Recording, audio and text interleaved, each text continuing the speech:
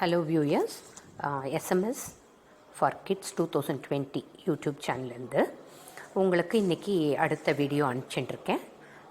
நீங்கள் எப்பவும் போல் வீடியோஸ் கேட்டுட்டு முதல்லேருந்து கடைசி வரைக்கும் கேளுங்க, ஷேர் பண்ணுங்கள், கமெண்ட் பண்ணுங்கள். யாருமே கமெண்ட்ஸ் போட மாட்டேங்கிறாங்க. ஏதாவது இம்ப்ரூவ் பண்ணிக்கணுன்னா இம்ப்ரூவ் பண்ணிக்கலாம். ஸோ கமெண்ட்டும் பண்ணுங்கள், ஷேர் பண்ணுங்கள், லைக் பண்ணுங்கள், சப்ஸ்கிரைப் பண்ணுங்கள். சப்ஸ்கிரைப் பண்ணிங்கன்னா உங்களுக்கு நான் போட்ட அடுத்தடுத்த வீடியோஸும் உங்களுக்கு வந்துடும் இல்லையா? சர்ச் பண்ண தேவையில்லை. அதுக்காக தான் உங்களுக்கு டைம் கிடைக்கும்போது கேளுங்க. இது கேட்குறதால உங்களுக்கும் பயனளிக்கும் அப்படிங்கிற நோக்கத்தில் தான் இதை பண்ணிட்டுருக்கேன். இன்றைக்கி வியாழக்கிழமை, அதாவது வியாழக்கிழமைனாலே சாய்ராம், அதுக்கப்புறம் தட்சிணாமூர்த்தி தான் ஞாபகம் வரும் எல்லாருக்குமே.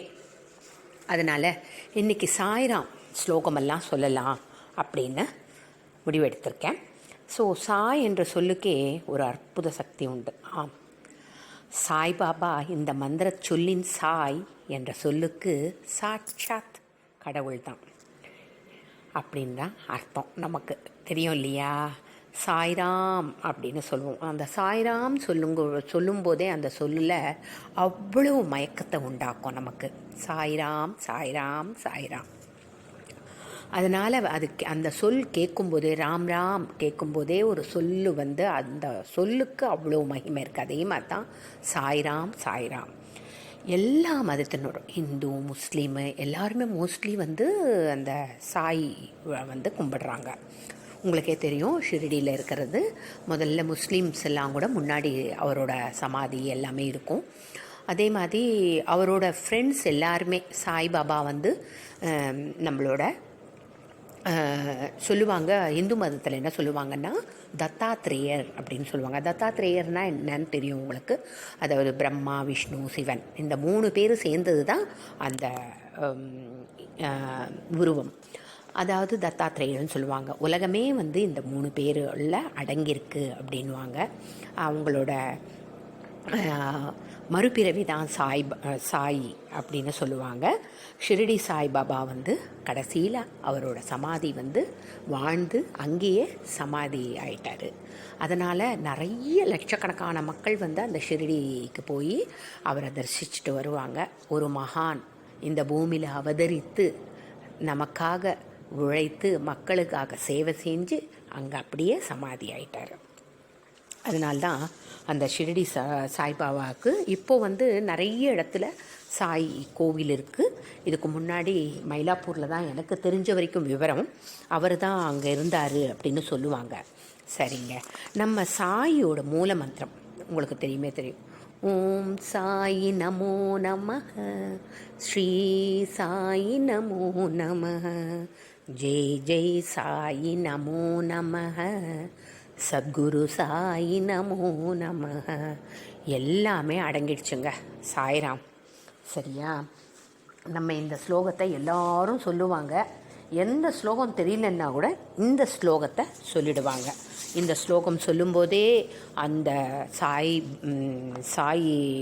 ஷிரடி சாயை நினச்சி நம்ம கும்பிடும்போது அவ்வளவு ஆத்மார்த்தமான அமைதி கிடைக்கும் இல்லையா?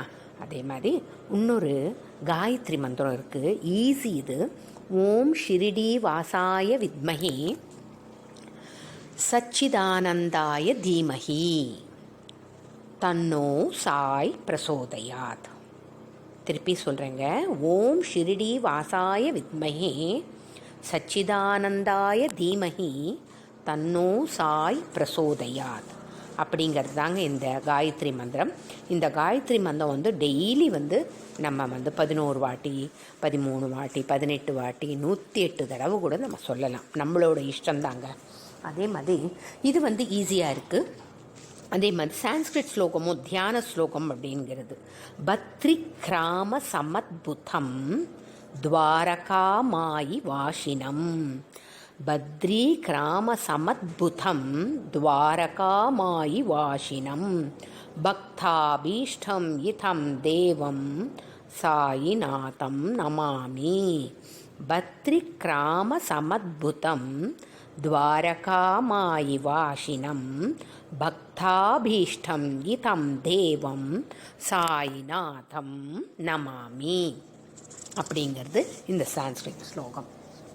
இன்னும் அந்த சாயியை துதிக்கணுங்கிறதுக்காக இது நம்ம சிம்பிள் லாங்குவேஜ், நம்ம பேசுகிற லாங்குவேஜ்லேயே ஒரு ஸ்லோகம் இருக்குங்க.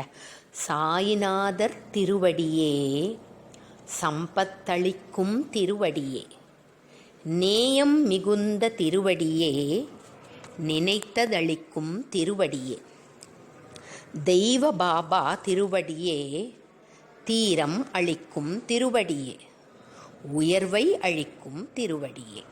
இதுதாங்க கிட்ட 1 2 3 4 8 லைன். சரியா? சாயிநாதர் திருவடியே சம்பத்தளிக்கும் திருவடியே, நேயம் மிகுந்த திருவடியே, நினைத்ததளிக்கும் திருவடியே, தெய்வ பாபா திருவடியே, தீரம் அளிக்கும் திருவடியே, உயர்வை அளிக்கும் திருவடியே. இதை இப்படியும் ராகத்தில் சொல்ல. சாயிநாதர் திருவடியே சம்பத்தளிக்கும் திருவடியே, நேயம் மிகுந்த திருவடியே, நினைத்ததளிக்கும் திருவடியே, தெய்வ பாபா திருவடியே, தீரம் அளிக்கும் திருவடியே, உயர்வை அளிக்கும் திருவடியே, உயர்வை அளிக்கும் திருவடியே. 8 லைன் சொன்னேன், 7 லைன் தான் இதுவும் நம்ம சொல்லலாம். அப்புறம் நான் இங்கே பக்கத்தில் ஒரு கோவில் இருக்குங்க, சாய்பாபா கோவிலில். அவங்க ஆரத்தி, ஈவினிங் ஆரத்தி தான் நான் என்னால் போக முடியும். அந்த ஈவினிங் ஆரத்தி முடிஞ்சோடனே ஒன்று சொல்லுவாங்கங்க.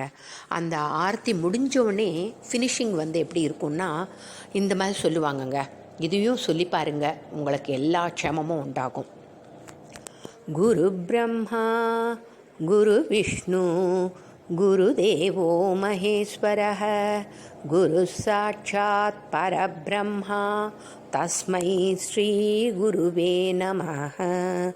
குருவே சர்வலோகானாம்பிஷே பவரோஹிணாம் நிதயே சர்வவித்யானாம் ஸ்ரீ தட்சிணாமூர்த்தயே நமः. ஓம்காரபூர்விகே தேவி வீணா புஸ்தகதாரிணி வேதமாதா நமஸ்துभ्यं அவ்யாதத்வம் பிரயச்ச மே. பூஜ்யாய ராகவேந்திராய சத்யதர்மரதாய ச பரதாம் கல்பவ்ருக்ஷாய நமதாம் காமதேனவே. பரமம் பவித்ரம் பாபா விபூதிம் பரமம் விசித்திரம் லீலா விபூதிம் பரமார்த்த இச்சாதமோட்ச பிரதாபம் பாபா விபூதிம் இதமாஸ்ரயாமி. சத்யம் தர்மம் சாந்தி பிரேமை நித்யம் மனதில் நிலைத்து வாழ சித்தி பெறவே ஷீரடி சாய்ராம் சத்ய சாயி காத்தருள்வாயே அப்படின்னு முபிப்பாங்க. இது கடைசியில் அந்த விபூதி இல்லையா, உடுத் அப்படின்னு சொல்லுவாங்க. அந்த உடுது நம்ம நெத்தியில் வச்சுக்கணும்.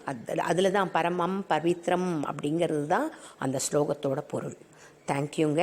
இந்த வீடியோவில் உங்களுக்கு பிடிச்சிருந்தா ஷேர் பண்ணுங்கள், லைக் பண்ணுங்கள், கமெண்ட் பண்ணுங்கள், சப்ஸ்கிரைப் பண்ணுங்கள்.